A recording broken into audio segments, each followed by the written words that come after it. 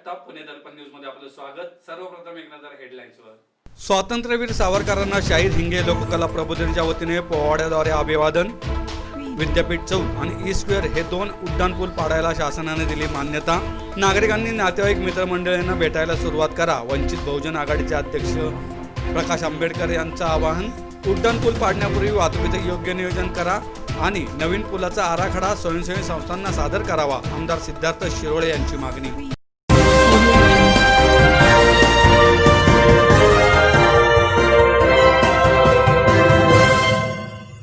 शाहीर हिंगे लोककला प्रबोधिनीच्या वतीने स्वातंत्र्य शाहीर सावरकरांना ऑनलाईन पोवाड्याद्वारे मानवंदना देण्यात आली। शाहीर हेमंतराजे मावळे यांनी पोवाड्याच्या माध्यमातून तर राष्ट्रीय स्वयंसेवक संघाचे पुणे महानगर बौद्धिक प्रमुख प्राध्यापक सुधीर गाडे यांनी व्याख्यानातून सावरकर विचारदर्शन सादर करीत ऑनलाईन पद्धतीने सावरकरांना अभिवादन केले। शाहीर हिंगे लोककला प्रबोधिनीतर्फे हा ऑनलाईन कार्यक्रम आयोजित करण्यात आला। यावेळी युवा शाहीर होनराज राजे मावळे व मुकुंद कोंडे यांनी पोवाड्याला साथ संगत केली। स्वातंत्र्य शाहीर सावरकरांनी बाजूप्रभूंचा पोवाडा लिहिला, त्यातील भाग हेमंत मावळे यांनी सादर केला। प्रबोधिनीचे अध्यक्ष शाहीर हेमंत मावळे म्हणाले, कोरोनाचे संकट संपूर्ण देशावर आले असून सार्वजनिक कार्यक्रम करणे शक्य नाही, त्यामुळे स्वातंत्र्यवीर सावरकरांना ऑनलाईन पद्धतीने फेसबुकद्वारे पोवाड्यातून आम्ही आदरांजली अर्पण केली। प्राध्यापक सुधीर गाडे म्हणाले, स्वातंत्र्यवीरांनी जे मातृभूमीसाठी कष्ट उपसले त्याचे शब्दांमध्ये वर्णन करणे शक्य नाही। स्वातंत्र्यवीरांचे जीवन आपण पाहतो तेव्हा आजही त्यांची आठवण होते। वयाच्या 15-16व्या वर्षी त्यांनी सशस्त्र क्रांतीचा ध्यास घेतला व पुढच्या आयुष्यात सशस्त्र संघर्ष उभा केला। आज युवा पिढी वेगवेगळ्या गोष्टींमध्ये गुंतली आहे, त्यामुळे नवयुवकांना स्वातंत्र्यवीरांचे चारित्र्य समजावून सांगायला हवे। स्वातंत्र्यवीर सावरकरांचं जीवन ज्यावेळेला आपण बघतो त्यावेळेला आज स्वातंत्र्यानंतर इतक्या वर्षानंतर त्यांची आवर्जून आठवण येते की ज्या 15-16व्या वर्षी स्वातंत्र्यवीर सावरकरांनी सशस्त्र क्रांतीचा ध्यास घेतला आणि पुढच्या आयुष्यामध्ये त्याच्यासाठी सर्व प्रयत्न केले, सशस्त्र संघर्ष उभा केला। आज आपल्या देशामध्ये स्वातंत्र्यानंतर आमची युवा पिढी कशामध्ये गुंतलेली आहे। काही दिवसांपूर्वीच आपण बातमी वाचली, दिल्ली शहरामध्ये तथाकथित नामवंत शाळांमध्ये शिकणारे विद्यार्थी, तथाकथित उच्चभ्रू घरांमध्ये राहणारे विद्यार्थी ते काय करतायत तर आपल्याच वर्गामधल्या मुलींच्यावरती आपल्याला कशा पद्धतीनं अत्याचार करता येईल याचं वर्णन दिलखुलासपणे किंवा चविष्टपणे करतायत। अशी दुर्दैवी घटना काही दिवसांपूर्वी आपणच बघितली आणि हे बघितल्यानंतर असं वाटतं की या देशामध्ये जर आदर्श ठेवायचा असेल तर तो स्वातंत्र्यवीर सावरकरांचा ठेवला पाहिजे। आमच्या नवयुवकांना जर स्वातंत्र्यवीरांचं चरित्र माहिती नसेल तर या निमित्तानं आपण ते समजावून दिलं पाहिजे। जयो सुतेशी महन मंगले शिवास्पदे शुभदे, शिवास्पदे शुभदे, शिवास्पदे शुभदे, स्वतंत्रते भगवते त्वामहं यशोयुतां वन्दे। हा डीरडी हा डीरडी हा डीरडी हे डी। स्वतंत्रते भगवती या तुम्ही प्रथम सभे माडी, या प्रथम सभे माडी, या प्रथम सभे माडी। आम्ही गात सोशी बाजींचा पोवाडा आडी, हा डीरडी डीरडी हा डीरडी हे डी। आम्ही गात सोशी बाजींचा पोवाडा आडी, हा डीरडी हा डीरडी हा डीरडी हे डी। स्वतंत्रतेच्या रणात लढुनी चिरंजीव झाले, चिरंजीव झाले, चिरंजीव झाले।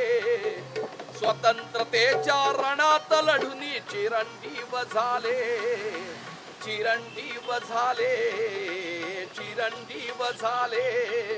या ते तुम्ही न्यायवीरवर या हो या सगळे, हा डीरडी हा डीरडी हा डीरडी हे डी।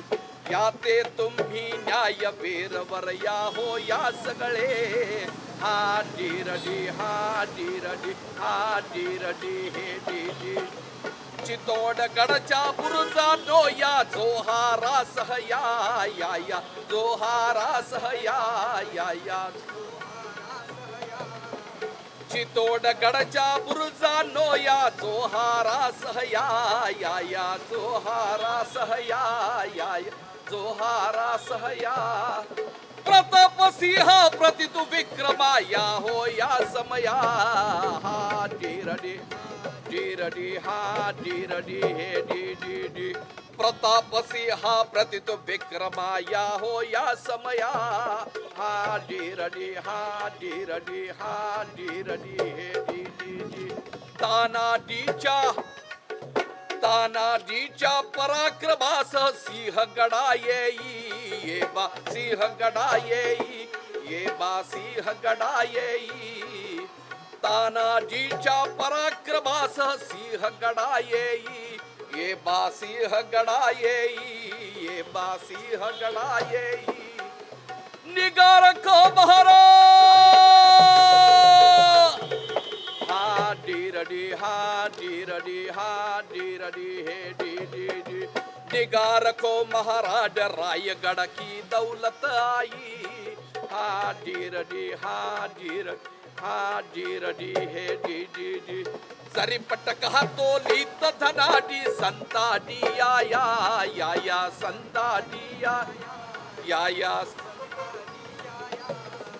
जरी पटक हातोलीत धनाडी संताडी या संताडी या संताडी दिल्लीच्या तख्ताची छखले उधळीत भाऊया हा डिरडी हा डिरडी हे डी डी डी दिल्लीच्या तख्ताची छखले उधळीत भाऊया हा डिरडी हे डी डी घनदाट सभा दाटली घोर त्या काळी गर्जना उठली जय स्वतंत्रतेचा बोला जय भवानी जय बोला जय छत्रपतींचा बोला तुम्ही मावळे बोला हर हर महादेव बोला हर हर महादेव बोला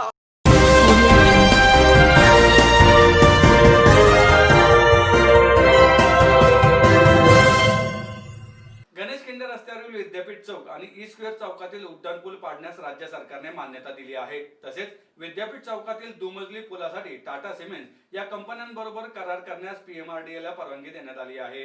हिंजवडी ते शिवाजीनगर दरम्यान मेट्रो प्रकल्पाचे काम पीएमआरडीएने हाती घेतले आहे.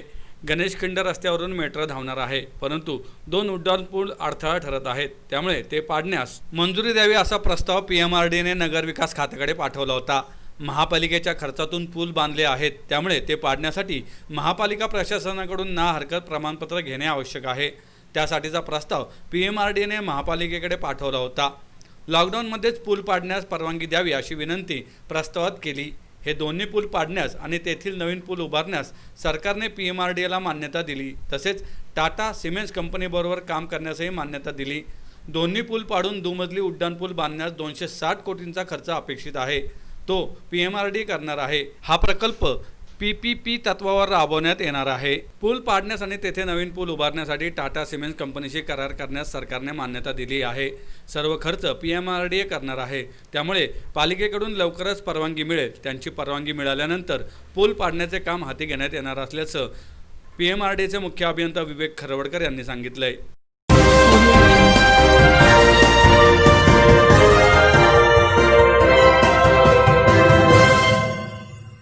लॉकडाऊनबाबत सरकार काही भूमिका घेईल असं वाटत नाही. त्यामुळे लोकांनी सरकारवर अवलंबून न राहता आपल्या आयुष्याची सुरुवात केली पाहिजे. नागरिकांनी आपले नातेवाईक मित्रमंडळींना भेटायला सुरुवात करावी असं आवाहन वंचित बहुजन आघाडीचे अध्यक्ष प्रकाश आंबेडकर यांनी केलंय. कोरोना व्हायरस आणि लॉकडाऊन या दोन्ही गोष्टींमुळे नुसता संवाद संपलेला नाही, तर लोक एकमेकाला भेटायला सुद्धा घाबरतात आहेत. ज्या पद्धतीने टीव्हीने आणि शासनाने कोरोना व्हायरसच्या संदर्भात बातम्या द्यायला सुरुवात केली आहे आणि ज्या पद्धतीने शासनाने कार्यक्रम आखला, कदाचित तो खरा असेल, पण आता कुठेतरी लोकांची सुटका झाली पाहिजे अशी परिस्थिती आहे. सरकार भूमिका घेईल असं मला वाटत नाही. आणि म्हणून सर्वसामान्य माणसाला माझं आव्हान आहे की आपण कुठे नाही कुठेतरी आपल्या आयुष्याची सुरुवात केली पाहिजे. शासनाची अपेक्षा आपण धरू नका. आपले मित्रमंडळी असतील, नातेवाईक असतील, आजूबाजूचा परिसर असेल, यांना भेटायला आपण सुरुवात केली तर शासनाने आपल्या मनामध्ये आणि जी भीती घातलेली आहे ती कमी व्हायला सुरुवात होईल. कोरोना व्हायरस सारखे अनेक व्हायरस या देशामध्ये येऊन गेले. आपण त्यांना अत्यंत यशस्वीरित्याने तोंड दिलेलं आहे. कोरोना व्हायरसला सुद्धा आपण तोंड देऊ, पण आपलं सामाजिक जीवन हे सुरुवात झालं पाहिजे. आणि त्या सुरुवातीच्या काही टिप्स मी आपल्याला दिल्या. मित्रांना भेटा, नातेवाईकांना भेटा, आजूबाजूच्या परिसरामध्ये फिरायला सुरुवात करा, जेणेकरून आपली भीती निघून जाईल आणि पुन्हा आपलं सामाजिक जीवन हे सुरुवात होईल.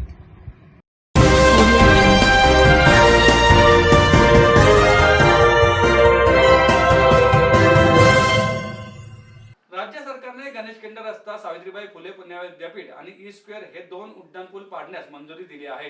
ते पाडण्यापूर्वी वाहतुकीचे योग्य नियोजन करावे आणि नवीन पुलाचा आराखडा स्वयंसेवी संस्थांचे प्रतिनिधी आणि तज्ज्ञ व्यक्तींसमोर सादर केला जावा अशी मागणी आमदार सिद्धार्थ शिरोळे यांनी केली आहे.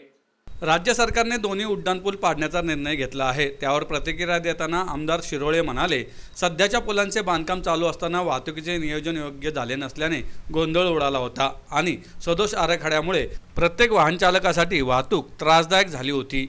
या त्रुटी लक्षात घेऊन पूल पाडण्यापूर्वी वाहतुकीचे योग्य नियोजन व्हावे, नवीन पुलाचा आराखडा तज्ज्ञांसमोर मांडला जावा आणि कामाचा कालबद्ध कार्यक्रम आखला जावा अशा 3 महत्त्वाच्या सूचना असल्याचे आमदार सिद्धार्थ शिरोळे यांनी म्हटलं आहे. आपल्या राज्य सरकारने सावित्रीबाई फुले पुणे युनिव्हर्सिटी व ई स्क्वेअर इथे जे 2 फ्लायओव्हर आहेत ते पाडण्याची परवानगी काल दिलेली आहे.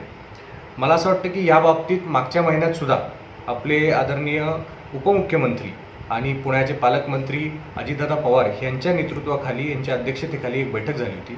त्या बैठकीत सुद्धा मी हा मुद्दा मांडला होता की ह्या पुलाची जी काही टेक्नो फेजिबिलिटी रिपोर्ट आहे तो आपल्यासमोर सादर केला पाहिजे.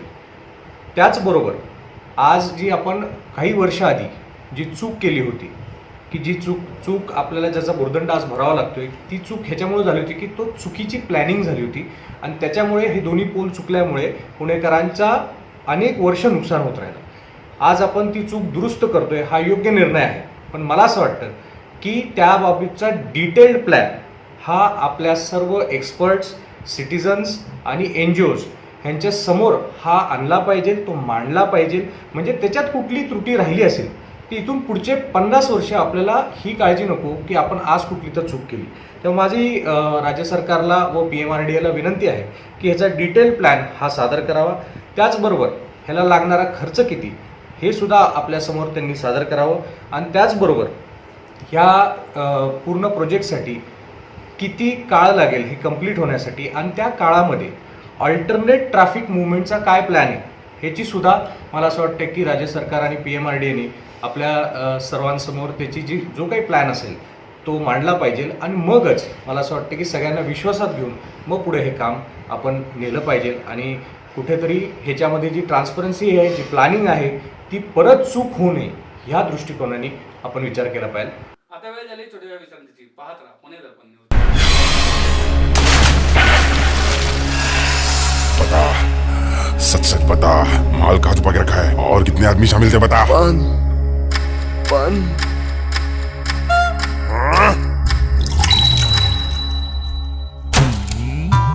साहब चोरी 38 नहीं 78 लाख की हुई थी. इसमें आपकी बीवी और साला भी शामिल थे और माल आप ही के घर में छुपा के रखा हुआ है. बूंद बूंद में सच्चाई. पुणे दर्पणच्या विद्येचे सारथी या विशेष कार्यक्रमात करिअर मार्गदर्शक डॉक्टर नवनीत मानदेनी यांनी 10वी नंतरच्या करिअरच्या वाटा याबाबत संवाद साधला आहे. पाहूयात त्याचा पहिला भाग. स्टुडंट्स, पालक मित्र हो आणि जे कोणी आम्हाला इन्स्टा, फेसबुक लाईव्ह बघतायत त्या सगळ्यांचं मी स्वागत करते. मी चित्रा खरे. ॲम्बिशियस क्लासेस प्रस्तुत करिअर मार्गदर्शन आणि करिअर इन कॉमर्स याबद्दल बोलायला आज माझ्यासोबत आहेत ॲम्बिशियस क्लासेसचे professor doctor Navneet Mandhani sir आणि ते आपल्या सगळ्या प्रश्नांना उत्तरं देणार आहेत. सगळ्यात महत्त्वाचं म्हणजे आत्ता जी अभूतपूर्व अशी परिस्थिती निर्माण झालेली आहे कोरोनामुळे, आपण सगळेच जण लॉकडाऊन आहोत आणि अशा परिस्थितीत करिअर तर लॉकडाऊन होता उपयोग नाही, म्हणून करिअर संदर्भात काय डिसिजन घ्यायचे, विशेषतः 10वी ज्यांची झालेली आहे त्यांचे रिझल्ट नंतर काय परिस्थिती असणार आहे, कुठल्या कॉलेजेसमध्ये करिअर ऑप्शन्स चांगले असणार आहेत आणि त्यांनी काय करिअर चूज करावं, या संभ्रमात आत्ता पालक आणि विद्यार्थी सगळेच जण आहेत. तर त्यासाठीच आपण प्रोफेसर डॉक्टर नवनीत मानधनी सरांकडे जाऊयात. नमस्कार सर. नमस्कार. सर, हा सगळा कार्यक्रम आत्ता या लॉकडाऊनच्या फेजमध्ये करण्यामागचा तुमचा मुख्य हेतू काय आहे?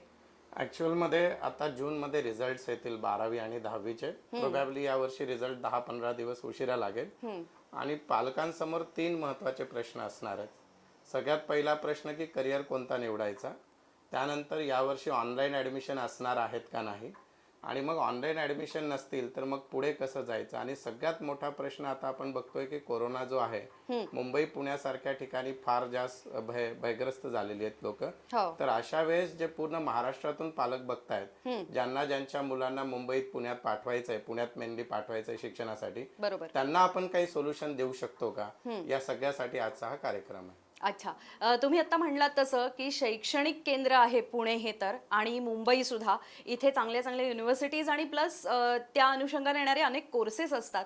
तर 10वीचा रिझल्ट आल्यानंतर आता 11वीच्या विद्यार्थ्यांना ऑनलाईन प्रवेश घ्यावा लागणार असं दिसतंय.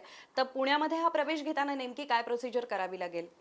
मागच्या वर्षापर्यंत असं असायचं की मुलं जेव्हा 10वीत असायची त्यावेळेसच त्यांचा फॉर्म नंबर 1 भरून घेतला जायचा. त्या फॉर्म नंबर 1 मध्ये त्यांचा 10वीचा सगळा डेटाबेस जो आहे तो महाराष्ट्र गव्हर्नमेंटकडे जायचा, आणि त्यानंतर जेव्हा रिझल्ट लागायचा त्यावेळेस मुलांना फॉर्म नंबर 2 भरायचा होता. तो मेरिटनुसार तो आहे, आणि मग मुलांना कॉलेज सिलेक्शन करून सगळ्या गोष्टी करून त्यांना ॲडमिशन मिळायचं. आता परिस्थिती अशी आहे की आता त्यांना जो आहे ही प्रोसिजर असेल का नाही इथून प्रश्न आहे. कारण कोरोनाच्या पार्श्वभूमीवर सरकार काय करणार आहे आणखी त्या गाईडलाईन्स आलेल्या नाहीयेत. तरी 2च ऑप्शन असणार आहे. आयदर तीच प्रोसिजर कंटिन्यू होईल जी ऑनलाईन ऍडमिशनची मुलं करत होती तीच, त्यात आणखी काहीतरी घरी बसून मुलांना करता येईल त्यावर भर दिला जाईल, किंवा दुसरा एक प्रॉब्लेम असा होऊ शकेल की college to college direct admission होतील. तर त्या दोन्ही पर्यायामध्ये पालकांनी कसं करावं त्याबद्दल आपण त्यांना गाईड करणार आहोत. ओके, आता तुम्ही जे उत्तर दिलं त्यानुसार की कोरोनामुळे एकंदरीतच सगळ्या सिस्टीम मध्ये खूप फरक पडणार आहे, तर शैक्षणिक वर्षात जो फरक पडणार आहे त्याबद्दल तुम्ही सांगितलं. ऑनलाईन कॉलेज सोबत तुम्ही काय काय वेगळं देऊ शकाल या दृष्टीने? आता खरं पाहिलं तर हा कार्यक्रमच त्या पर्पजसाठी आहे. असं असू शकेल, आपण एक हायपोथेटिकल विचार करूया की समजा कॉलेजेस ऍडमिशन सगळे सुरुवात व्हायला आणि कोरोनापासून जी अनसर्टेनिटी आहे त्यातून बाहेर व्हायला सप्टेंबर महिना उजडेल. आणि सप्टेंबर नंतर आता पालक जे, समजा मी फक्त पुण्याचं सांगत नाहीये, पुणे सपर्ब आणि पूर्ण महाराष्ट्रामध्ये किंवा पूर्ण भारतात जो विद्यार्थी राहतो ज्याला पुण्यात यायचं आहे, तर अशा विद्यार्थ्यांसाठी प्रश्न असा असणार आहे की आम्ही 11वीत तर पुण्यात आम्हाला यायचं नाहीये जोपर्यंत सिच्युएशन चेंज होत नाही, किंवा पालक पाठवणार पण नाही, किंवा त्यांची मानसिक तयारी नाही, 1 वर्ष थांबलं तरी चालेल. पण त्याची दुसरी अडचण अशी असणार आहे की हे पालक जर 11वीत इथं ऍडमिशन घेतले नाहीत पुण्यात, तर मग 12वी त्यांना परत पुढच्या वर्षी इथं घेता येणार नाही. म्हणजे 2 वर्ष त्या मुलांना जिथं तो आहे तिथूनच 11वी 12वी करावी लागेल. आणि मग त्यानंतर जे वेगवेगळे करिअर पर्याय सुरुवात होतात त्यामध्ये ती मुलं 2 वर्ष मागे राहतील. तर त्यासाठी आपण एक एवढा चांगला पर्याय घेऊन आलोय सगळ्यांसाठी. आपण काय करणार आहोत, तुम्ही जिथं आहात तिथंच राहा. पुण्यात पण असाल तर घरीच राहा, त्या व्यतिरिक्त तुम्ही महाराष्ट्रात किंवा भारतात कुठेही असाल तिथंच राहा. आणि आम्ही तुमच्या पुण्यातला जो कॉलेज आहे, आपले काही कॉलेज आहे ज्यांच्यासोबत, जसं आपण सायन्समध्ये कॉलेज आणि क्लासेस एकत्र हे होतात, त्यांच्यासोबत आपलं काही बोलणं चालू आहे. चांगल्या दर्जाची कॉलेजेस आहेत. तर ऑनलाईन पद्धत झाली किंवा डायरेक्ट कॉलेजमध्ये ऍडमिशन घ्यायचं झालं तर तो ऍडमिशन आपण त्यांना करून देऊ, आणि ते कॉलेजेस पण त्यांना ऑनलाईन शिकवतील जे शिकवायचंय. आणि त्या व्यतिरिक्त आपल्याकडून क्लासकडून त्यांना त्या मुलांना ऑनलाईन दररोज शिकवलं जाईल. आणि हे सगळं करत असताना याची जी फीस किंवा सगळ्या गोष्टी असतील त्या नॉर्मलपेक्षा 40% असतील फक्त. म्हणजे पालकांचा पुण्यात पाठवण्याचा जो खर्च आहे तो वाचेल मुलांचा.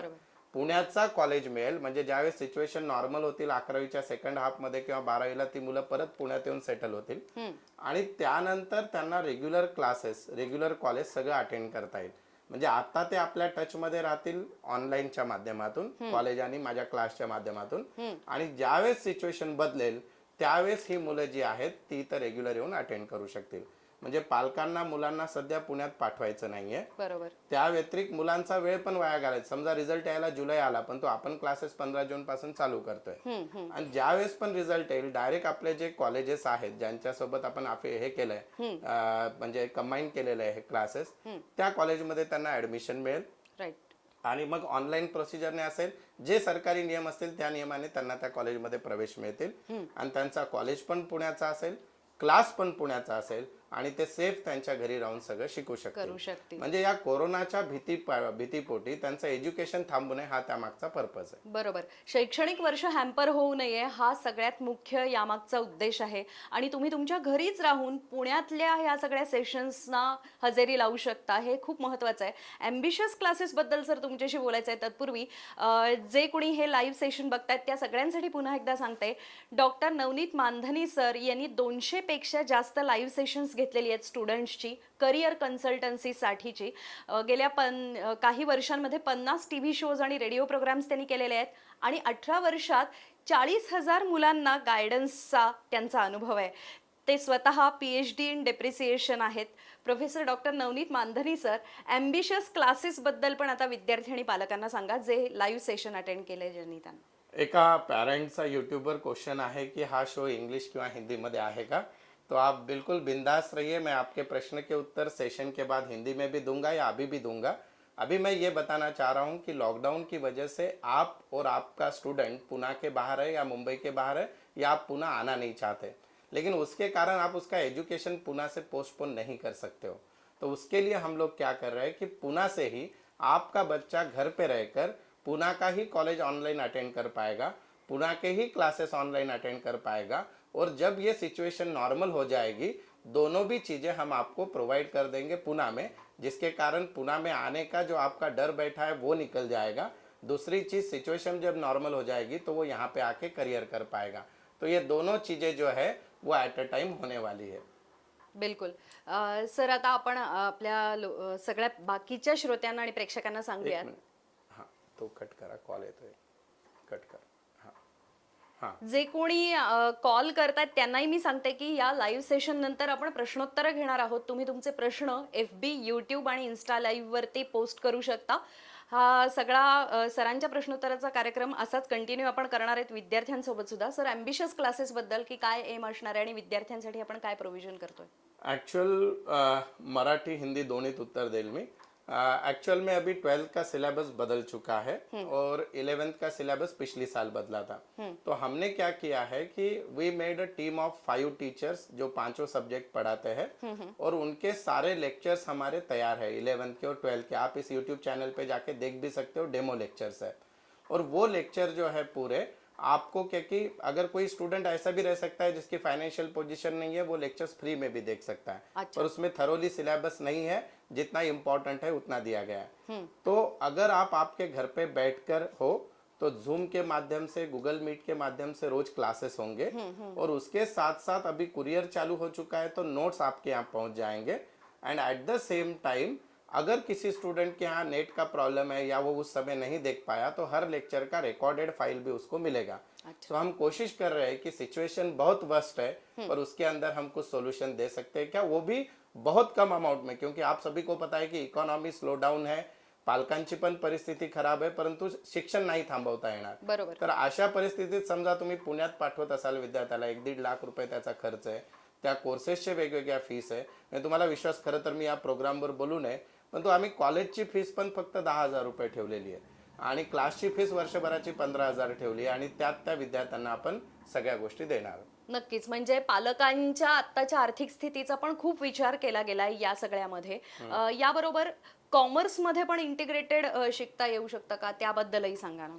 इथे एक प्रश्न आलाय की ॲम्बिशियस कॉमर्स क्लासेस कुठे आहे. हो. आपण फिजिकली जर तुम्हाला अटेंड करायचं असेल तर नवी पेठला आहे, नंतर आपण सिंहगड रोडवर आहोत, पुणे सातारा रोडवर आहोत, हडपसरमध्ये आहे, वारजेमध्ये आहे. तर पुण्यातल्या प्रत्येक ठिकाणी जिथं तुम्हाला शक्य आहे तिथं तुम्ही कोणत्याही ब्रांचला अटेंड करू शकता.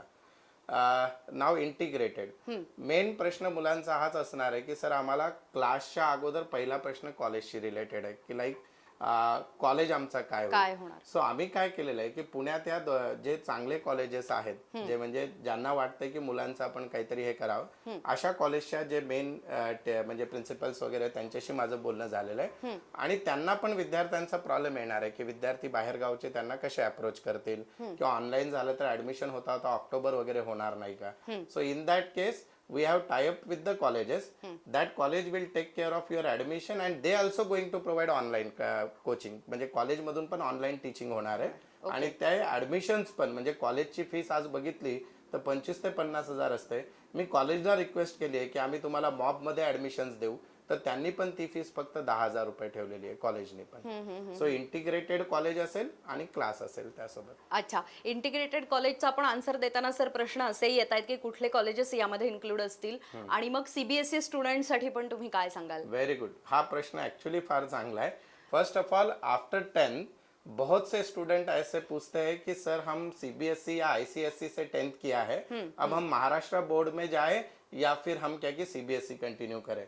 बहुत फ्रैंकली मैं आपको बोलता हूँ कि कॉमर्स के जितने भी करियर के बारे में हम इसके बाद डिस्कस करने वाले हैं, सीए, सीएस, सीएमए वगैरह, एमबीए और लॉ, उसके लिए ऐसा कोई रूल नहीं होता है कि आप किस कॉलेज किस टाइप से बोर्ड से आप 11th-12th हो.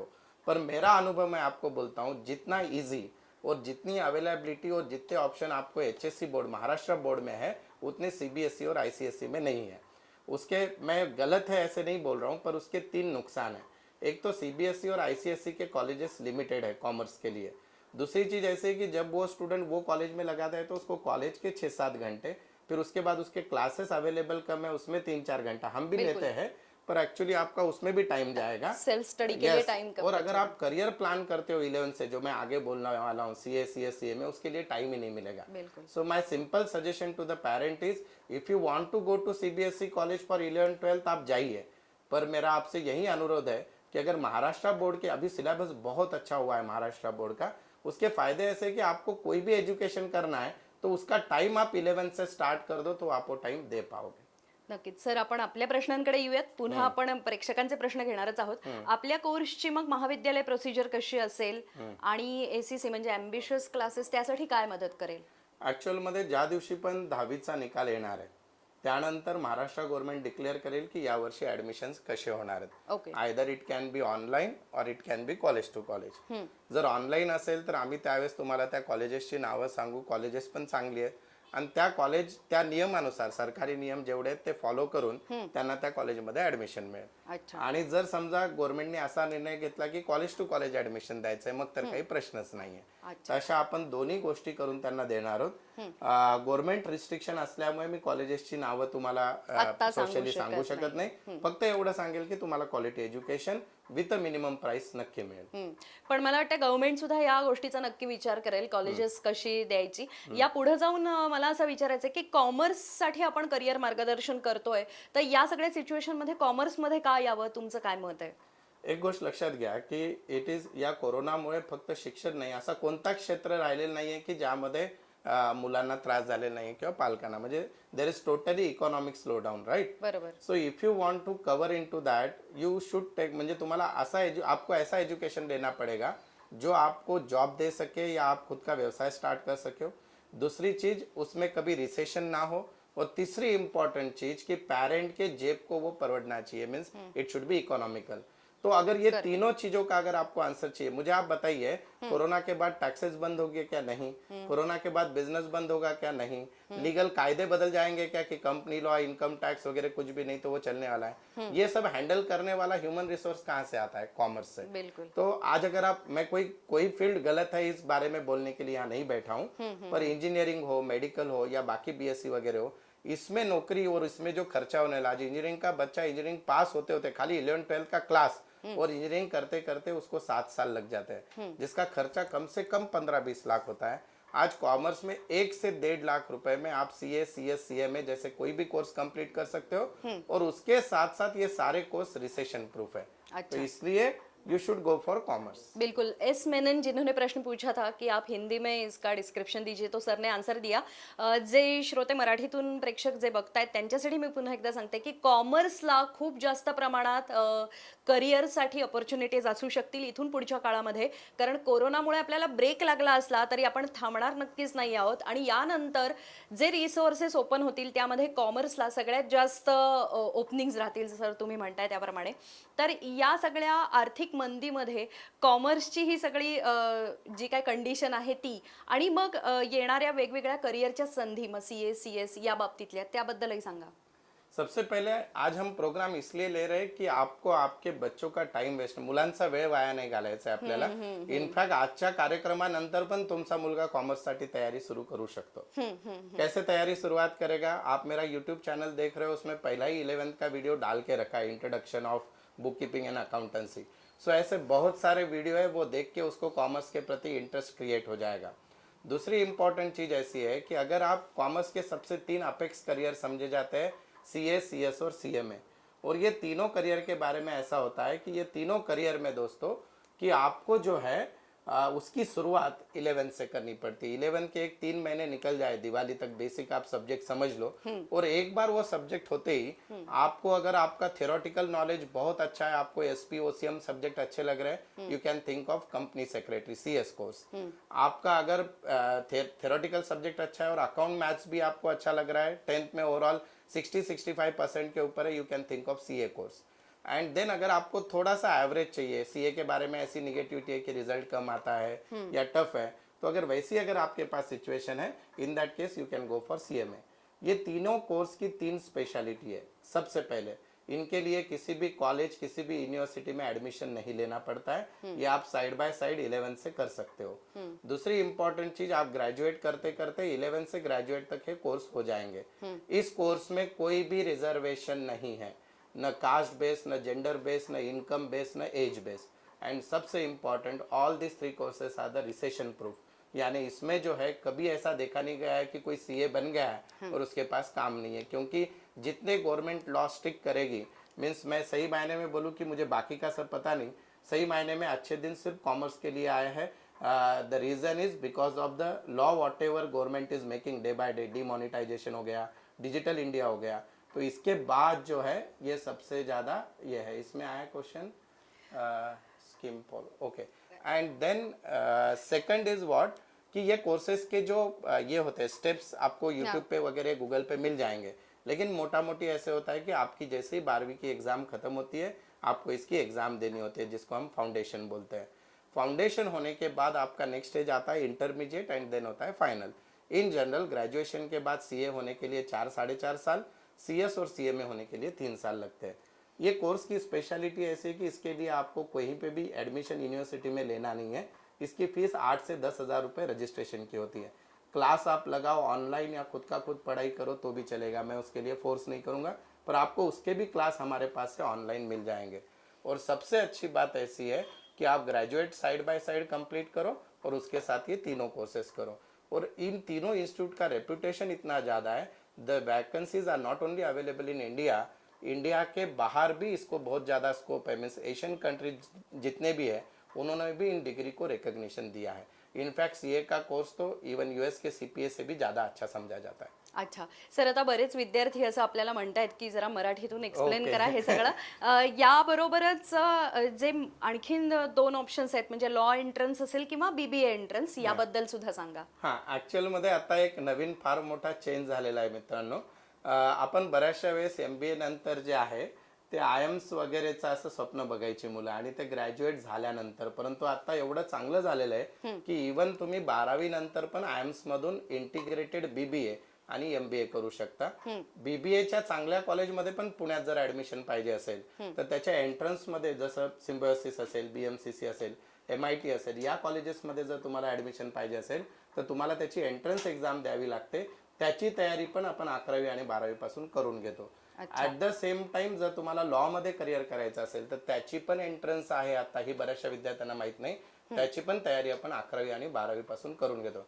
सांगण्याचं तात्पर्य असं आहे की एक साधा एक्झाम्पल आहे की मोदी पंतप्रधान अचानक 2014 मध्ये झाले नाहीत. त्यांनी त्याची तयारी 2000 पासून केली होती. तुमच्या आयुष्यात तुम्ही अचानक ग्रॅज्युएट झाल्यानंतर नोकरी किंवा मोठा करिअर मिळणार नाही. तुम्ही आणि तुमच्या पाल्याने करिअरची तयारी आत्तापासून करायला पाहिजे. मी तुम्हाला टेन्शन मध्ये टाकत नाहीये, परंतु प्लॅनिंगने जर तुम्ही पुढे गेलात, तुम्हाला फायनान्शियल प्लॅनिंग जमेल, करिअर प्लॅनिंग जमेल. टॅलेंट बऱ्याचशा जणांकडे असतो, पण कोणी गाईड न केल्यामुळे आज हा प्रोग्राम जेवढे जण म्हणतात त्याला हे त्यांच्यापैकी बऱ्याचशा जणांना आता कळालं असेल की IIMS मधून MBA करण्यासाठी 12वी नंतर पण करता येतं. लॉ साठी एंट्रन्स तयार झाली आहे. भारतातले सगळ्यात बेस्ट 2 कॉलेज पुण्यात आहेत, हे लोकांना माहिती नाहीये. त्यासाठी हा कार्यक्रम आहे. म्हणजे तुम्ही सगळी तयारी आत्ता आणि आत्ता 11वी पासून करायला पाहिजे.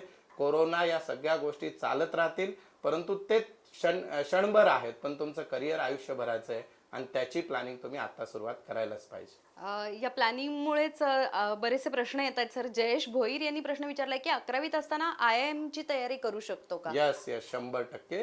IIMS मध्ये तुम्हाला एंट्री 2 लेवलवर मिळते. एक म्हणजे ग्रॅज्युएशन झाल्यानंतर CAT ची एक्झाम देऊन IIMS मध्ये एंट्री मिळते. तिथे कॉम्पिटिशन फार आहे, पण त्याचा एक शॉर्टकट असा आहे मित्रांनो, बेस्ट वे, की तुम्ही काय करायला पाहिजे की आत्ता 11वी पासून 12वी नंतर एक IIMS मध्ये परीक्षा येते. ती परीक्षासाठी तयारी तुम्ही आत्ता करायला पाहिजे. नॉर्मल स्कॉलरशिपचा जसा सिलेबस असतो, मॅथ्स आहे, त्यात लॉजिकल रिझनिंग आहे, GK आणि इंग्लिश आहे, आणि त्याची तयारी आत्ता करून तुम्ही डायरेक्टली 12वी नंतर इंटिग्रेटेड BBA साठी एक्झाम देऊ शकता IIMSच्या, and then you can do IIMS मधून MBA करता येतं. पुन्हा एक नजर हेडलाईन्सवर. स्वातंत्र्यवीर सावरकरांना शाहीर हिंगे लोककला प्रबोधिनीच्या वतीने पोवाड्याद्वारे अभिवादन. विद्यापीठ चौक आणि E-स्क्वेअर हे 2 उड्डाणपूल पाडायला शासनाने दिली मान्यता. नागरिकांनी नातेवाईक मित्रमंडळींना भेटायला सुरुवात करा. वंचित बहुजन आघाडीचे अध्यक्ष प्रकाश आंबेडकर यांचं आवाहन. उड्डाणपूल पाडण्यापूर्वी वाहतुकीचे योग्य नियोजन करा आणि नवीन पुलाचा आराखडा स्वयंसेवी संस्थांना सादर करावा. आमदार सिद्धार्थ शिरोळे यांची मागणी. याबरोबर आजचं बातमीपत्र संपलं. पाहत राहा पुणे दर्पण.